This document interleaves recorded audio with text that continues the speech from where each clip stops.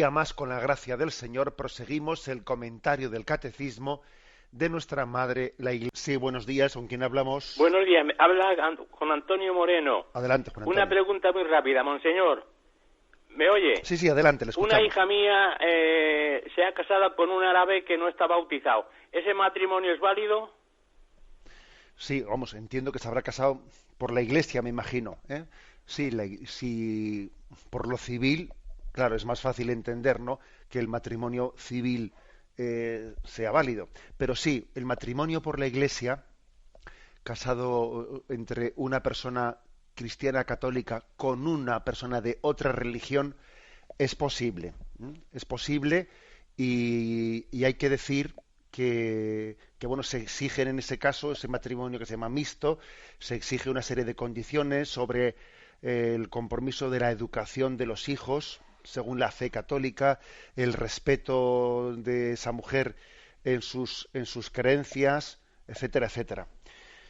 Bien, también voy a decir que sí que la Iglesia de distintas maneras también ha alertado, aunque ese matrimonio es válido, y es lícito, ¿no?, y la Iglesia lo permite, sí que es verdad que también se ha indicado en distintas ocasiones, especialmente por parte de los obispos católicos de los países árabes, la dificultad seria que suele existir en esos matrimonios. Vamos a ver, máxime en este caso en el que es el varón musulmán el que se casa con la mujer cristiana. En la medida en que ese matrimonio no viviese en España, sino que en algún momento determinado de su vida fuese a vivir, ¿no?, al país del lugar de origen del varón, iba a tener serias dificultades en ser respetado por esa cultura para poder educar católicamente a sus hijos. Por eso la Iglesia sí permite esos matrimonios, pero sí que pone ante ellos todas las dificultades que existen y hay que ser muy conscientes de que, especialmente en el caso de que se fuese a vivir o a pasar temporadas, etcétera, ¿no?, en países musulmanes, la falta de libertad religiosa tan obvia, la falta de respeto también del derecho de la mujer, que se vive en esos países, la sumisión al varón de una manera, en una cultura bastante machista, etcétera, puede poner en peligro el cumplimiento de esos compromisos de respeto de las convicciones religiosas de esa mujer en ese matrimonio. Por tanto, yo le he respondido a su pregunta, pero bien, estos aspectos que le he dicho, que no se los digo exclusivamente a usted, sino que en el fondo es a todos los oyentes, ¿no?, que están escuchando este programa, también creo que es importante escucharlos, ¿no?, y para poner las medidas de precaución que haya que poner. Damos paso a un siguiente oyente. Buenos días. Buenos días. Mire, le llamo de Ávila. Adelante. Quisiera preguntarle, ¿a qué edad de niño pequeño me refiero? ¿Se puede imponer la ceniza? Gracias por su respuesta y agradecido. Gracias. Vamos a ver, la ceniza no está prescrito, no está prescrito que se pueda, o sea, que haya una edad a la que haya que mínima, a la que haya que imponerla.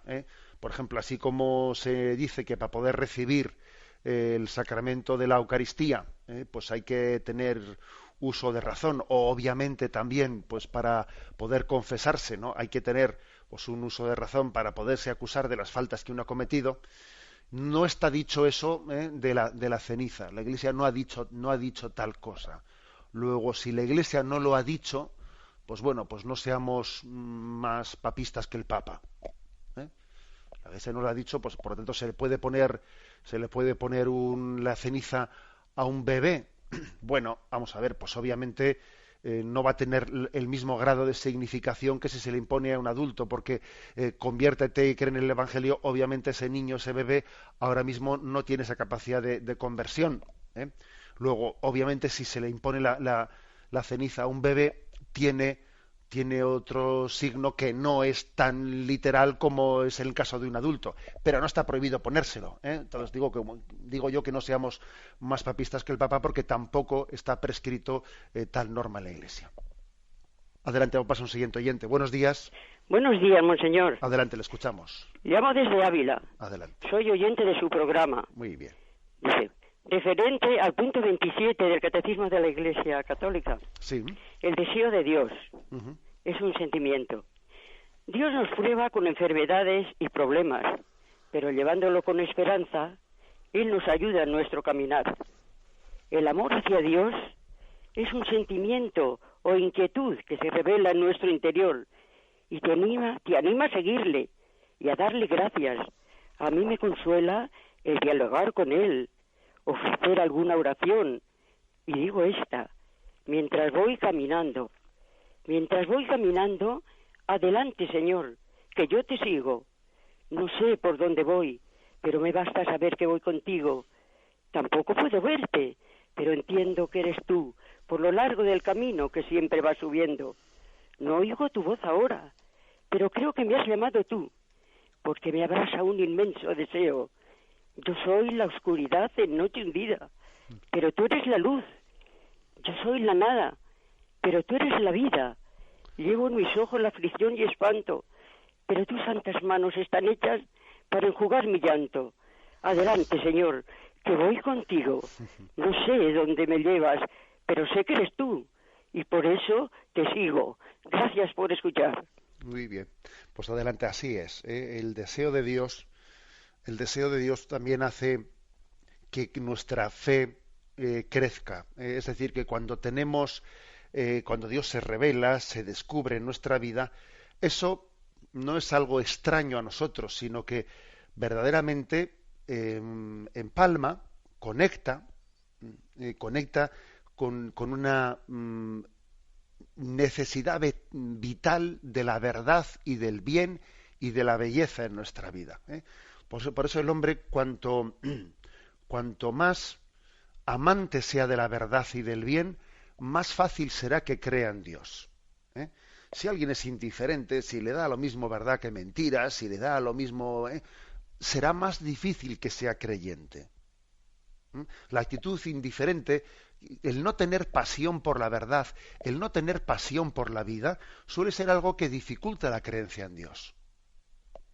El hombre está llamado a ser un buscador, y cuanto más ejerza su vocación de buscador de la verdad y del bien, más fácil será creer en Dios.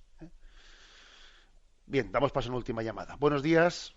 Hola, buenos días, padre. Sí, Me llamo Aurelio. Adelante. ¿Me oye? Sí, ¿Me oye adelante. bien? Le escuchamos, Aurelio. Pues que voy de camino al trabajo, mire, pero voy bien. Le quería dar testimonio, y la pregunta, si puede explicarme al final de todo esto, es en qué punto la fe lleva lo sobrenatural y la sobrenatural a la fe. Mire, verá, ¿le puedo contar una cosa, un testimonio? Sí, adelante. Mire, yo soy médico, llevo muchos años, y tuve una experiencia en el sentido de que me encomendaron ir a una misión a la Antártida. Tenía que ir con un grupo de expedicionarios y paramos con el barco en Salvador de Bahía. En Salvador de Bahía, muy curioso, me impresionó mucho que hubiera 365 iglesias, casi como los 365 días del año. Y me quedé con ganas de ir pues a una iglesia que se llamaba Jesús del Buen Fin, que estaba abierta todos los días menos el lunes, y que, bueno, por motivos de seguridad y que en Brasil no estaban muy seguros, fui retrasando el ir a esa iglesia. Me dio pena porque cuando pensé podía haber ido el domingo, pero tenía que ir solo en un taxi, era peligroso, y entonces el lunes, cuando partía el barco, decidí en último momento coger un taxi y decir, bueno, me voy a la iglesia y vuelvo, que sale a las 4 de la tarde del barco.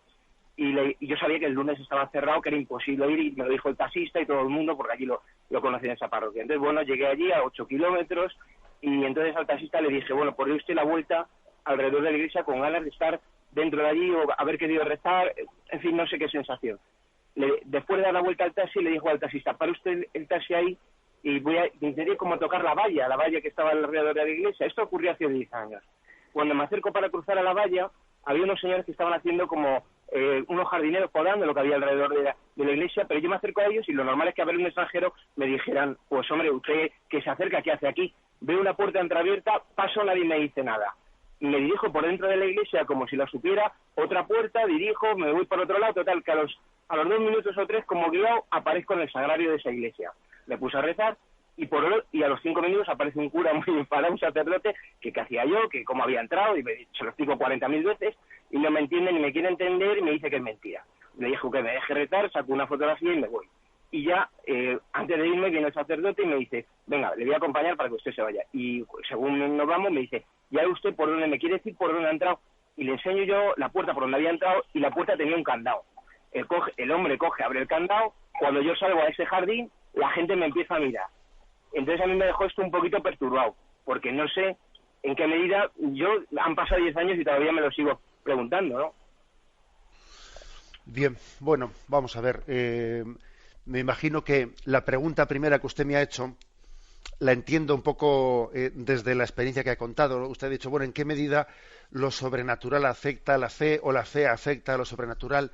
Me imagino que usted se está refiriendo que ese hecho que usted vivió, que le dejó pues perplejo, ¿no? Que usted lo vivió como algo que parecía que no tenía explicación sobrenatural, ¿en qué medida afecta a la fe o en qué medida la fe afecta a ese hecho sobrenatural? Bueno, la verdad es que yo pienso que de alguna manera es imposible el que nosotros podamos dar una calificación a esa experiencia que usted vivió. Hay cosas, esto lo dice San Juan de la Cruz, cuando uno tiene ciertas experiencias, ¿no? Bueno, pues que no tienen explicaciones naturales o que podía ser también un hecho sobrenatural. San Juan de la Cruz dice, bueno, vivámoslo sin poseerlo, sin pretender, ¿no? Como agarrarnos a ello, ofreciéndosele a Dios y, ¿cómo voy a decir yo? Que nuestra vida de fe, en el fondo, no nace por ese hecho. Nuestra vida de fe no está apoyada en ese hecho, que al fin y al cabo nosotros nos sustentamos en el criterio de Jesucristo, y independientemente de que ahí se hubiese producido un hecho sobrenatural o milagroso, o que usted hubiese tenido una alucinación, mire usted, ¿no? O sea, independientemente de las dos cosas, nuestra fe está fundada en Cristo. Con lo cual, bueno, yo entiendo que ese episodio a usted le haya marcado, pero el consejo que yo le doy, un poco sirviéndome de San Juan de la Cruz, ¿no? Que es muy austero en estas cosas, es que no nos apoyemos en nuestra fe en los episodios extraordinarios, sino que vivámoslos como una gracia de Dios, se lo ofrecemos a Dios, pero nuestra fe tiene que estar apoyada en la revelación, en la revelación y en los argumentos de razón, y no, digamos, en la posible veracidad de un hecho extraordinario que haya ocurrido. Eso usted tampoco puede negarlo, sencillamente lo pone ante Dios, se lo agradece, como esa experiencia que usted vivió, pero al mismo tiempo su fe está apoyada en la revelación de Jesucristo. Me despido con la bendición de Dios Todopoderoso, Padre, Hijo y Espíritu Santo. Alabado sea Jesucristo.